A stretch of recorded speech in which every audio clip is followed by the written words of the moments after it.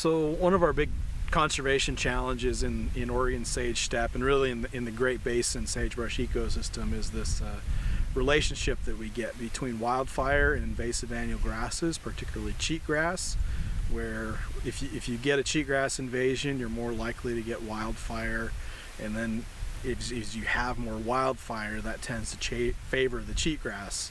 So we get this feedback between more wildfire equals more cheatgrass equals more wildfire. That's a pretty big problem for a lot of different objectives for that ecosystem, whether it's habitat for critical species, biodiversity, also for ranching communities, for federal firefighting budgets. There's a lot of things that problem affects.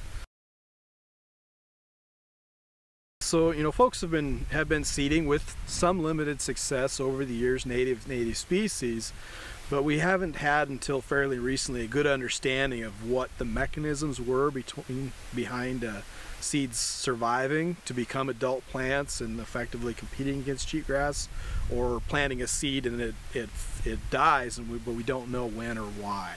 We know that we plant seeds that have high viability. They may germinate say at 80 or 90% rate, but we know that they're highly viable, but that we're not getting plants at the end of the year, the next summer. Let's say we plant in late fall, and the seedling might emerge and survive until June, but we're losing the majority of those seedlings in that window. So late winter, early spring is kind of where that bottleneck is occurring.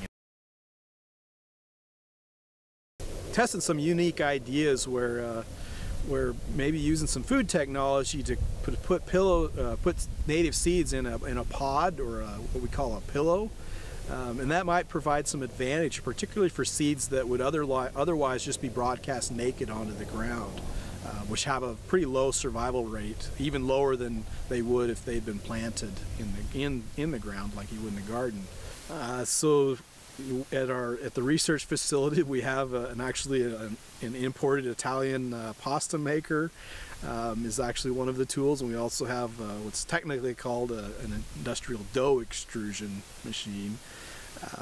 It's something you might use to make cookies or donuts or something like that. So we created dough with seeds and soil and compost and water, mix it up in a blender, and then put it through this machine to create these different shaped seed pods that we're trying to test. Ultimately, we'd like to be able to see which technologies really give us a benefit, so that we can be more effective in our restoration investments.